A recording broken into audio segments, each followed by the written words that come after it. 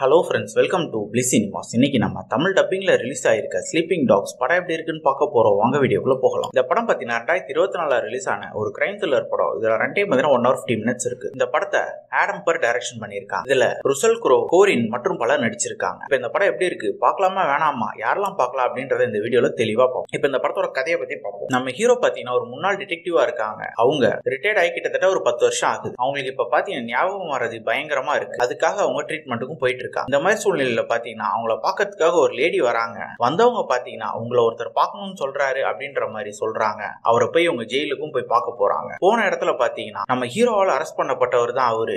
10 வருஷத்துக்கு முன்னாடி அவர் அரெஸ்ட் பண்ணி இருப்பாங்க. அதே மாதிரி பாத்தீங்கன்னா அவருக்கு அடுத்த மாசம் மரண தண்டனை விதிக்கப்பட்டிருக்கும். இந்த மாதிரி சூழ்நிலை அவர் கூப்பிட்டு அந்த கொலையை நான் பண்ணல, நான் முன்னாடியே சொன்னேன், அதை நீங்க கேட்கல, இப்பயாவது கேளுங்க, நான் அந்த கொலையை பண்ணல, அது யார் பண்ணா அப்படின்றத கண்டுபிடிங்க அப்படின்ற மாதிரி அவர் சொல்ல நம்ம ஹீரோ பயங்கரமா கன்ஃபியூஸ் ஆயிடுறாரு. அதுக்கப்புறம் இந்த படத்துல என்னென்ன சுவாரஸ்யமான சம்பவம் நடக்குது, கடைசியில இவர் ஞாபக மரத்தையும் வச்சுக்கிட்டு அந்த 10 வருஷத்துக்கு முன்னாடி நடந்த கொலை யார் பண்ணா அப்படின்றத கண்டுபிடிச்சாரா இல்லையா அப்படின்றது தான் இந்த படத்தோட முழு கதையே. இப்ப இந்த படத்தோட பாசிட்டிவ் நெகட்டிவ் பத்தி பார்க்கலாம். படத்தோட மிகப்பெரிய பாசிட்டிவ் பத்தினா ஸ்டோரி பிளாட்டை சொல்லலாம். ஒரு இன்ட்ரெஸ்டிங்கான ஸ்டோரி பிளாட்டை எடுத்திருக்காங்க. ஒரு டிடெக்டிவ், அதுவும் ஞாபக மரத்தையோட இருக்காரு. இப்போ அவர் 10 வருஷத்துக்கு முன்னாடி உள்ள ஒரு கேஸ சால்வ் பண்றாரு அப்படின்றதே ஒரு மிகப்பெரிய விஷயமா இருக்கு. அதுக்கேற்ற மாதிரி அவங்க படம் ஃபுல்லாவே ட்விஸ்ட் அண்ட் டர்ன்ஸ் அள்ளி தெளிச்சு வச்சிருக்காங்க. சூப்பராகவே இருக்கு பார்க்கிறதுக்கு. பெர்ஃபார்மன்ஸ் வைஸ் பார்க்கும்போது நம்ம ஹீரோ ஒரு சூப்பரான பெர்ஃபார்மன்ஸே கொடுத்திருக்காரு. படத்தையே ஹோல்ட் பண்றாங்க, பக்காவா பண்ணிருக்காங்க. டெக்னிக்கல் ஆஸ்பெக்ட்லயும் பார்க்கும்போது படம் பயங்கர சவுண்டாவே இருக்கு, சூப்பராகவே இருக்கு. சினிமோட்டோகிராஃபி, சவுண்ட் எஃபெக்ட்ஸ் எல்லாம் பக்காவா பண்ணி கொடுத்திருக்காங்க. கேரக்டர் ரேட்டிங்கும் பாத்தீங்கன்னா முக்கியமான கேரக்டர் எல்லாமே சூப்பரா எழுதிருக்காங்க. அதே மாதிரி ஸ்கிரீன் பிளேயும் பாத்தீங்கன்னா ஸ்டார்டிங்ல இருந்து எண்ட் வரைக்கும் ட்விஸ்ட் அண்ட் டர்ன்ஸோட சூப்பராகவே எழுதிருக்காங்க. என்ன இந்த படத்தோட மிகப்பெரிய நெகட்டிவ் பாத்தீங்கன்னா படம் கொஞ்சம் லெங்தா இருக்கு. அது என்ன கொஞ்சம் கட் ஷார்ட் பண்ணி எடுத்திருக்கலாம். அதே மாதிரி பாத்தீங்கன்னா படத்துல ஊர்பட்ட அடல் கண்டென்ட் இருக்கு. சோ ஃபேமிலியோட பாக்குறத அவாய்ட் பண்ணிக்கோங்க. ஓரளவு பாத்தீங்கன்னா கண்டிப்பா இது ஒரு சூப்பரான படம் தான். ட்ரை பண்ணி பாருங்க,